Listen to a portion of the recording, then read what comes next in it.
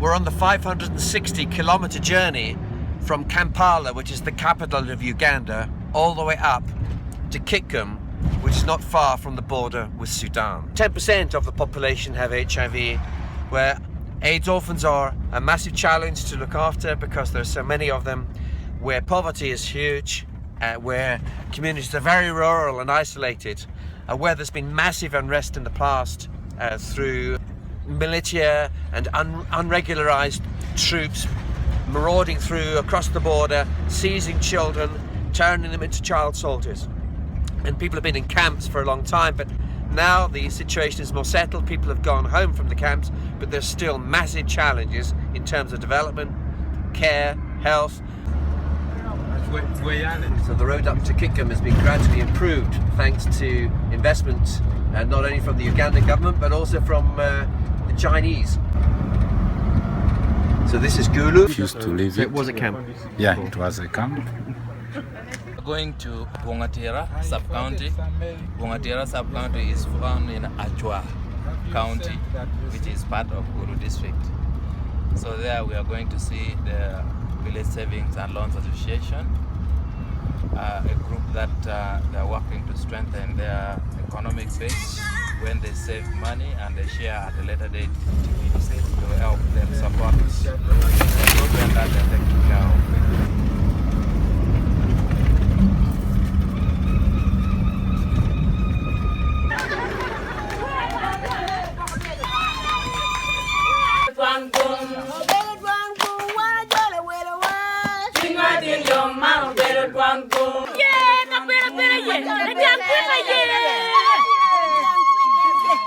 Well, we're here in a remote rural village which is some distance out of Gulu, and we've been talking to a Savings and Loans Association which is run mainly by women, for women, income generating projects which helps provide school fees for children, it helps pay for medicines for people who are sick, it provides the resources that are needed for people who are very, very vulnerable. So we are going to start by doing introduction.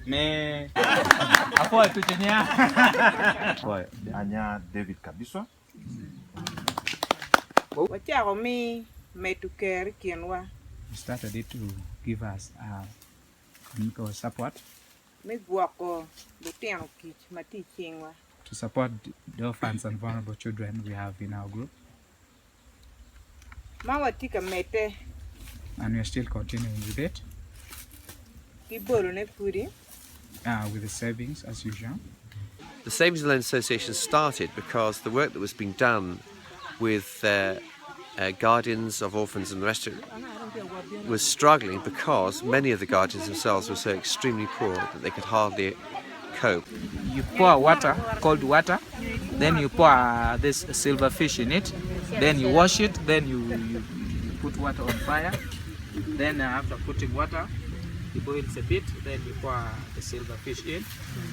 And after it's ready, you can either fry it or you can mix it with the sim paste. The fish, the silver fish. Dried fish, Yeah, if you put it in a damp place, it will rot very fast. But if you put it in a well-aerated place, dry, it takes 2 to 3 months before it can get spoiled. It is made out of maize flour, bananas, and then some salt. It is made out of bananas and sugar mixed in it to bring up that. Then we also have some of the things they also make. This is also one of the businesses. They had to work. This is called Udero. Palm tree, which is behind us, Yes. is where he gets the things from to make that mats. So these are all income generating projects. Yeah. Like dried mushrooms. Eggplant. Ball. Each of Those orange the fruit. Yeah. It's just 500 shillings. They're all married, and then we have 3 grandchildren.